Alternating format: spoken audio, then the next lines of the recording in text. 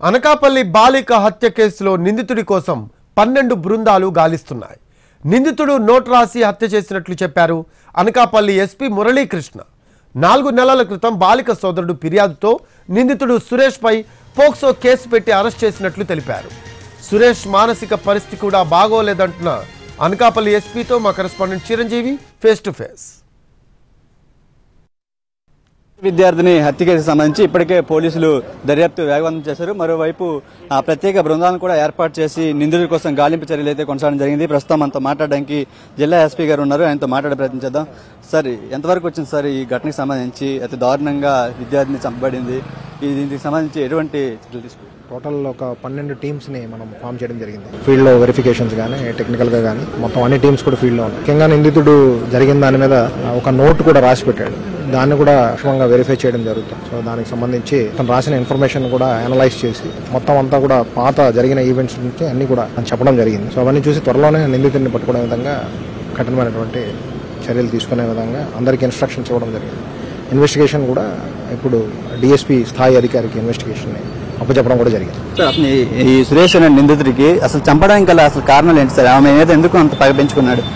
ఇన్వెస్టిగేషన్లో ఉన్న చాలా విషయాలు ఇప్పుడైతే మనం చెప్పలేము. ముందు వాళ్ళకు ఉన్నటువంటి ఇదివరలో ఒక ఏప్రిల్లో ఆమె ఇచ్చినటువంటి వాళ్ళ బ్రదర్ ఇచ్చినటువంటి కంప్లైంట్ మీద అతను ఆమెతో శారీరకంగా ఆమెని ఎక్స్ప్లాయిట్ చేసి దాని మీద రిలేషన్షిప్ మీద వాటి మీద ఉన్నదాని మీద ఇచ్చిన కంప్లైంట్ మీద రేప్ అండ్ పోక్సో ఇంగ్రీడియంట్స్తో ఒక కేసు రిజిస్టర్ చేయడం జరిగింది. దానిలో ముద్దాయిని రిమాండ్ కూడా చేసి పంపించడం జరిగింది. అరెస్ట్ చేసి రిమాండ్ కూడా పంపించడం జరిగింది. అతను జైల్లోనే ఒక 65 రోజుల వరకు ఉండడం జరిగింది.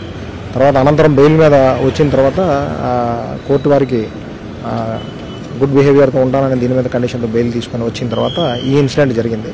దీనిలో కొంత అతని మానసిక పరిస్థితి కూడా ఆ లెటర్లో దానిలో ఆయన వివరించడం జరిగింది.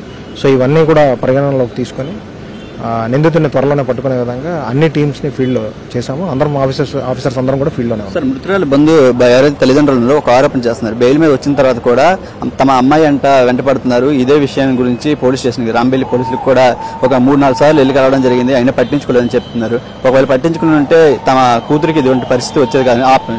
అన్ని విషయాల్ని వెరిఫై చేస్తాము. ఎవరిదైనా ఎక్కడైనా స్లాక్నెస్ ఉంటే డెఫినెట్ గా వాళ్ళ మీద యాక్షన్ కూడా తీసుకునే విధంగా ఉంటాయి, చర్యలు ఉంటాయి దాని మీద. బట్ నిందితుడిని పట్టుకోవడానికి ముందు చేయడానికి ఏదైతే ప్రయత్నం ఉందో దాని మీద అన్ని రకాలుగా టీమ్స్ అన్నింటిని కూడా ఫామ్ చేసి ఫీల్డ్లో దాని మీద ప్రయత్నాలని కొనసాగిస్తాం.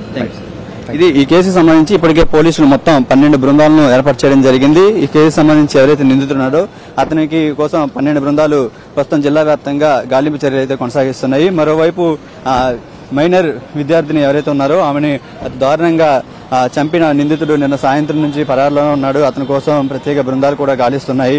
అయితే ఈ కేసు సంబంధించి తల్లిదండ్రులు ఆరోపిస్తుంది ఏంటంటే బెయిల్ మీద వచ్చిన తర్వాత కూడా కేసు సంబంధించి చాలాసార్లు ఫిర్యాదు చేశామని చెప్తున్నారు. అయినా సరే పోలీసులు పట్టించుకోలేదని చెప్తున్నారు. అయితే వీటన్నిటి మీద కూడా పూర్తిగా దర్యాప్తు చేసిన తర్వాత ఈ కేసులో ఎవరిదైనా సరే తప్పు ఉంటే వారి మీద కూడా చర్యలు తీసుకుంటాము, త్వరలోనే నిందితుడిని పట్టుకుంటామని చెప్పి అనకాపల్లి జిల్లా ఎస్పీ చెప్తున్నారు. కెమెరామెన్ రవితో చిరంజీవి ఎన్టీవీ అనకాపల్లి నుంచి.